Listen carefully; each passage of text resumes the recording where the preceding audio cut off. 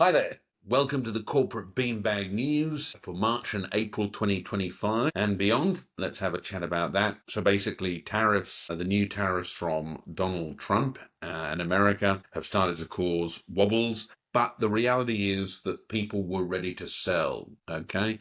Especially the Magnificent Seven, the big tech stocks. In America, that's Tesla, Amazon, Apple, Alphabet, Microsoft, Nvidia. You can chuck in Netflix and Palantir, sort of getting close to that as well. But look, the reality is that after DeepSeek came out with their large language model, one or whatever it was quite clear that people were going to question valuations. People had already been questioning valuations, and the S&P 500 is now being down 10% from its high. It's a bit above that at the moment.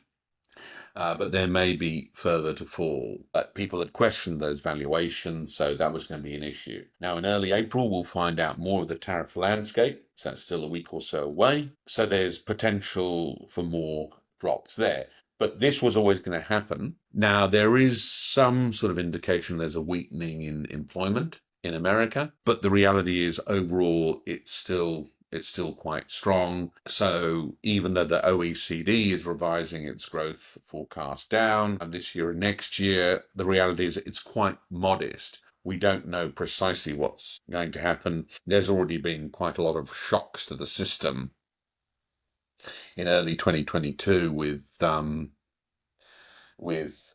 Ukraine conflict and energy shocks and a whole range of other geopolitical issues that have affected markets. So all in all, the markets are reasonably robust. You've got the Dow Jones still way over 40,000 points. Corporate earnings will be more important now to see how they go. But people are waiting to see the AI build out, the artificial intelligence build out, and how well that goes, and see if enough use cases and user-friendly products come out to justify the big build out. But in many ways, AI gives you, first draft. It saves you mental fatigue. It gives you huge amounts of information quite quickly. So it's a sort of miracle for curiosity and for completing a first draft of something, or at least getting over the writer's hump, writer's block of getting going on something, either for work or for the pleasure. So AI's got great applicability, but it's very much the early stages of it. But essentially people were going to want to see more value before they'd keep pushing the tech valuations from bottom left to top right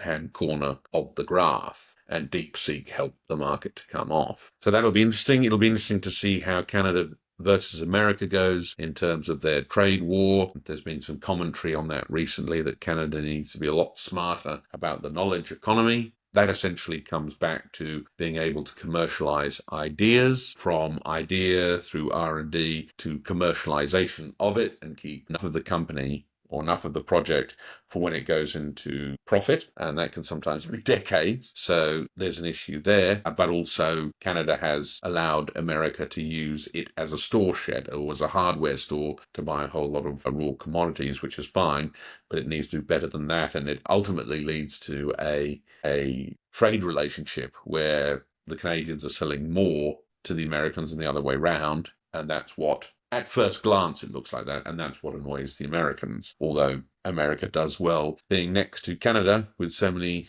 centers of AI in the top 5 being in Canada. So that'll be quite interesting to see how it all works out. But with gold at 3,000 an ounce, commodities are looking strong, and it seems that gold run will continue as well. Anyway, let me know what you think. Send me an email to Andrew at Keops, Keops,